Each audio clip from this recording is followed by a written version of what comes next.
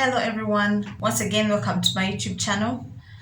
Today I'm going to be talking about dealing with infidelity. It's such a difficult topic to talk about, but let's see if I can break it down. Everyone deals with infidelity differently. That's one thing you need to understand. There are people who don't believe that infidelity is a deal breaker and they will continue with their relationship, and there are people who believe it is a deal breaker. And in my case it was a deal breaker. But this is how I dealt with it. First, let me give you a background of it. The moment I found out that my person was unfaithful, it felt like my whole world was crashing down. And I found myself wailing and crying uncontrollably. It was such a strange pain. I felt like I had lost something. I would cry and put my head on the bed, and I would wake up, I would look at myself and go back to bed and cry some more.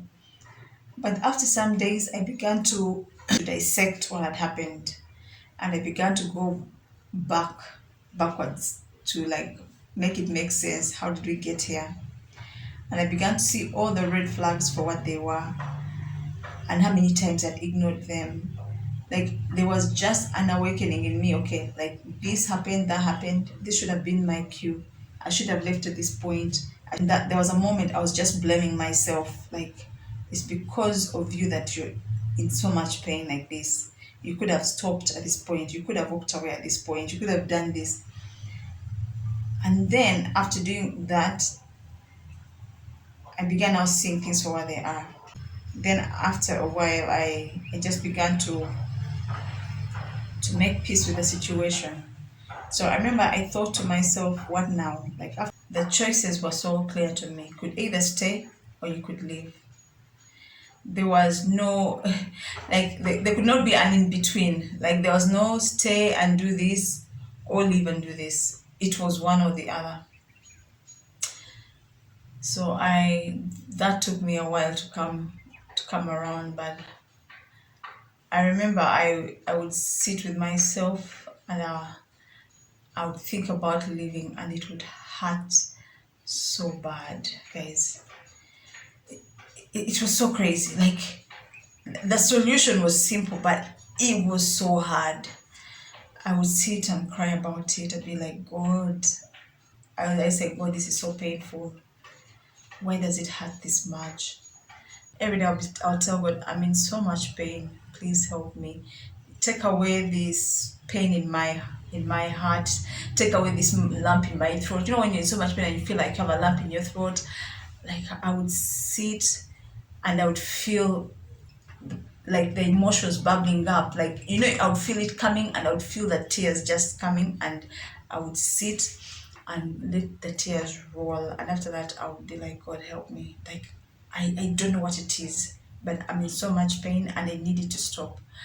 And I could pray like that for days, guys. And at some point, the tears stopped. Like at some point, the tears stopped coming. I stopped feeling that lump in my throat. I stopped feeling that irritation. And you guys, all I know is God healed me. Like God healed me of that pain. And I don't know how people do it. I know some people resort to alcohol, some people resort to sex, some people resort to drugs, some people resort to harming themselves. The only thing I need to do was cry to God.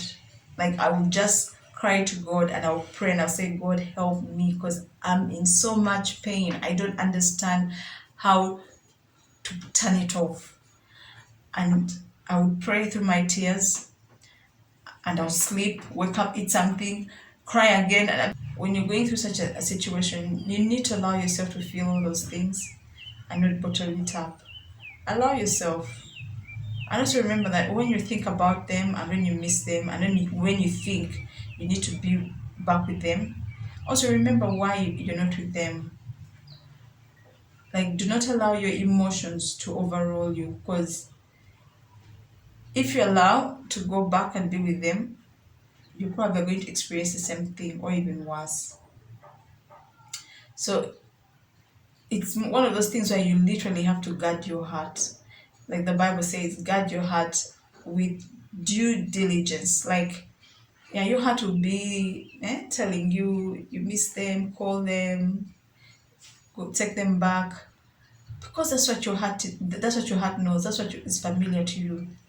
But when you sit down and think about everything, have they made the changes? Have they made the necessary changes to be a better person for you? Will you be happy this time around with them? So when you sit down and think, really use your head, like think, let it get, like don't allow your heart to rule you. Think and pray